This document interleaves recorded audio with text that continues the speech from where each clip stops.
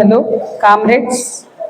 మన party CPML new democracy కేంద్ర committee ఒక వారం రోజులు ఈ దేశంలో జరుగుతున్న ఒక మారణ హోమం పైన, ఈ దేశ పాలకులు చేస్తున్న యుద్ధం పట్ల, ఈ దేశ ప్రజల మీద, ఆదివాసీ మీద ప్రకటించిన అంతిమ యుద్ధం ఆపరేషన్ కగార్ పట్ల ఒక పిలుపిచ్చింది. ఎందుకు ఈ పిలుపిచ్చింది? పెహల్గాంలో ఏం జరిగింది? పెహల్గాంలో ఏం జరిగితే ఈ దేశ పాలకులు యుద్ధం ప్రకటించారు? ఆ యుద్ధం వద్దు, శాంతి కావాలి. అమెరికా అధ్యక్షుడు ట్రంప్ లాంటి సామ్రాజ్యవాద నేతలు, అగ్ర రాజ్యాల ప్రతినిధుల కాళ్ళకి మోకరిల్లవద్దు. ఈ దేశ పాలకులు ఈ దేశ సార్వభౌమాధికారాన్ని గుర్తించి భారత పాలకులు వ్యవహరించాలి. ట్రంప్కి మోకరిల్లవద్దు, యుద్ధం వద్దు, శాంతి కావాలి అని పిలుపిచ్చారు. ఇది రెండో అంశం. మూడో అంశం, ఆపరేషన్ కగార్ని నిలిపివేసి శాంతి చర్చలు మావోయిస్టులతో జరపాలి. ఈ మూడు అంశాలు ఇక్కడ వెనుక ఉన్న బ్యానర్లో కూడా స్పష్టంగా రాసి ఉన్నాయి. పెహల్గాం దాడి పేరుతో, ఉగ్రవాది దాడితో, ఆ దాడిలో జరిగిన అమాయకుల ప్రాణాలు కోల్పోయిన అమాయకులకి నివాళి అర్పిస్తూనే ఇవాళ ఈ ఉగ్రవాదానికి కారకులు ఎవరు పెంచి పోషిస్తున్న ఉగ్రవాదం చాలా స్పష్టంగా మన కేంద్ర కమిటీ మాట్లాడుతోంది.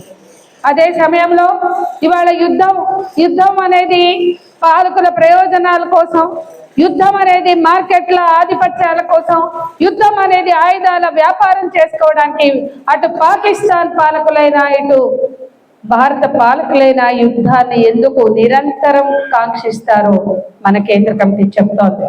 అట్లాగే ఈ దేశ ఆదివాసీలు అడవిని రక్షించేవాడు, పచ్చదనాన్ని రక్షించేవాడు, అడవిని ప్రేమించేవాడు, జల్ జంగల్ జమీన్ ఇజ్జత్ హమారా అని పోరాడుతున్న ఆదివాసీల మీద యుద్ధం ప్రకటించింది భారతదేశంలో అధికారంలో ఉన్న బీజేపీ ప్రభుత్వం. అడవంటే మావోయిస్టులే ఉండరు. ఎవరో వందల్లో ఉండేటువంటి మావోయిస్టుల కోసం అడవుల్లో ఉన్న జంతుజాలాన్ని, బయోడైవర్సిటీని, జంతుజాలాన్ని, పిల్ల జల్ల ముసలి ముతక గొడ్డు గోద మొత్తం కూడా పొట్టన పెట్టుకుంటూ విధ్వంసం చేస్తూ ఆపరేషన్ కగార్ అని పేరు పెట్టారు. ఆపరేషన్ కగార్ అంటే అంతిమ యుద్ధం. అరే ఎవరి కోసం పెట్టిండ్రు ఈ పేరు? అంతిమ యుద్ధం. అంతిమ యుద్ధం చేస్తున్నాం. 2026 మార్చి కల్లా యుద్ధం ముగిస్తుంది, మావోయిస్టులను తుడిచిపెడతామని చెప్తున్నారు. ఎవరికి హామీ ఇస్తున్నారు? ఏ కార్పొరేట్లకి అడవిని కట్టబెట్టడానికి, ఏ కార్పొరేట్ల ప్రయోజనం నెరవేర్చడానికి ఈ యుద్ధం ప్రకటిస్తున్నారు? ఆపరేషన్ కగార్ని ఆపివేయాలి. అట్లాగే శాంతి చర్చలు, మేము శాంతి చర్చలకు సిద్ధం అని చెప్తున్న మావోయిస్టులు మేము మీరిచ్చే నిబంధనలను కూడా చర్చించుకోవడానికి సిద్ధంగా ఉన్నాం, మాకు కొంచెం టైం ఇవ్వండి. మేము మా దేశంలో ఉన్న కేంద్ర కమిటీ నాయకత్వం మేము కలిసి ఒక నిర్ణయం తీసుకోవడానికి మీరు సీజ్ ఫైర్ అని మేము అడుగుతున్నాం. మీరు ఆయుధాలను సరెండర్ చేయమన్నారు, కానీ మేము మాట్లాడుకుంటాం, మాకు అవకాశం ఇవ్వండి అంటే అవకాశం ఇచ్చేది లేదు. తుడిచిపెడతాం, చంపుతామని ఈ దేశ బిడ్డల్ని, ఈ దేశ పౌరుల్ని చంపుతామని చెప్పేటి నీచ్ కమ్మినే కుట్టెగాళ్ళు ఈ దేశ పాలకులుగా ఉన్నారు. కాబట్టి ఆపరేషన్ కగార్ పేరుతోటి యుద్ధాన్ని ప్రకటించారు. ఛత్తీస్గఢ్ ఉప ముఖ్యమంత్రి,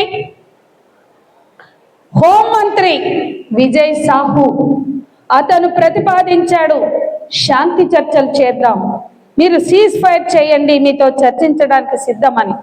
ఏ ఛత్తీస్గఢ్లో బీఆర్జీ దళాలు, డిఆర్జీ దళాలు, ఏ ఛత్తీస్గఢ్లో బెటాలియన్ 7 ఇంకా కొన్ని బెటాలియన్లు, పారామిలిటరీ దళాలు ఈ మారణ హోమాన్ని సృష్టిస్తున్నాయో ఆ ఛత్తీస్గఢ్ హోంమంత్రి విజయ్ సాహు ప్రకటించాడు, చర్చలకి సిద్ధం, బయటకు రండి, చర్చలకు రండి, జనజీవన స్రవంతిలో కలవండి అని చెప్పాడు. అతను ఒక హోంమంత్రి, ఛత్తీస్గఢ్ ఉప ముఖ్యమంత్రి.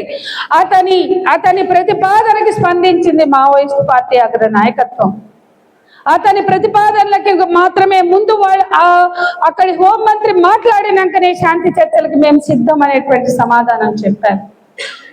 ఈ పరిణామాలన్నిటి నేతల్లో మనం నిన్నగాక మొన్న చూసాం. 55 ఏళ్ళు అజ్ఞాత జీవితం గడిపి ఒక ఉన్నత విద్యావంతుడు బీటెక్ చదివి వరంగల్ ఆర్ఈసీ కాలేజీలో బీటెక్ చదివినటువంటి నంబాల కేశవరావుని, అతనితో పాటు మరో 27 మందిని ఎట్లా బలి తీసుకున్నారో, ఎట్లా పొట్టన పెట్టుకున్నారో మనం చూసాం. ఈ అన్ని పరిణామాల నేపథ్యంలోనే ఇవాళ మనం సిపిఎంఎల్ న్యూ డెమోక్రసీ పార్టీ కేంద్ర కమిటీ ఒక పిలుపునిచ్చింది. ఎందుకు మనం ఈ పరిణామాలన్నిటి మీద ఇంత గట్టిగా ఊరూరు జిల్లా జిల్లా సదస్సులు పెడుతూ మాట్లాడుతున్నామంటే, ఈరోజు మనము రోజా లగ్జంబర్గ్ అని ఒక కమ్యూనిస్ట్ మహిళ చెప్పింది, మనకు తెలిసిన వాస్తవాలని, సత్యాలని, నిజాలని గట్టిగా మాట్లాడడం కన్నా విప్లవాత్మకమైనటువంటి కార్యక్రమం మరొకటి లేదు. రోజా లగ్జంబర్గ్ జీవితం అంతా కమ్యూనిస్ట్ మహిళ. ఆమె అంటుంది, ఒక విప్లవకారుడు కానీ, ఒక విప్లవకారిణి కానీ తనకు తెలిసిన వాస్తవాలని నిర్భయంగా, రాజీ లేకుండా, బేషరతుగా వాస్తవాలని మాట్లాడినప్పుడే బాహాటంగా, అంతకన్నా విప్లవోద్యమం మరొకటి లేదు అని చెప్పింది. ఇవాళ ఈ దేశంలో ఏం జరుగుతుంది? పేదోళ్ళని దోపిడీ చేస్తూ కార్పొరేట్ల పేరుతో, బహుళ జాతి కంపెనీల పేరుతో, బడా వ్యాపారవేత్తల పేరుతో దోపిడీ చేసి, పేదోళ్ళని దోపిడీ చేస్తే దానికి వ్యాపారం అని పేరు పెడుతున్నారు. ఆ పేదోళ్ళు ఆ దోపిడీ భరించలేక మా అడవి మాకు కావాలి, మేము అడవిని రక్షించే వాళ్ళమే కానీ అడవిని భక్షించే వాళ్ళం కాదు. ఆ ఆదివాసులు పాపం పుణ్యం ప్రపంచ మార్గం తెలియని ఆ అమాయకులు ఈ అడవి మీద మేము బతుకుతున్నాం, అడవిని ఎప్పుడు మేము నాశనం చేయం. మమ్మల్ని అడవి నుంచి గెంటి వేస్తే అడవి కాదు, అడవితో పాటు చెట్లు పోతాయి, పచ్చదనం పోతుంది, పర్యావరణం పోతుంది. ఆదివాసీలు భాష తెలవని, బయట ప్రపంచం తెలవని ఆదివాసీలు వాళ్ళు బతకరు. కాబట్టి జీవరాశుల నుంచి ఆదివాసుల వరకు బతకాలంటే అడవి ఉండాలి అని వాళ్ళు పోరాడుతున్నారు.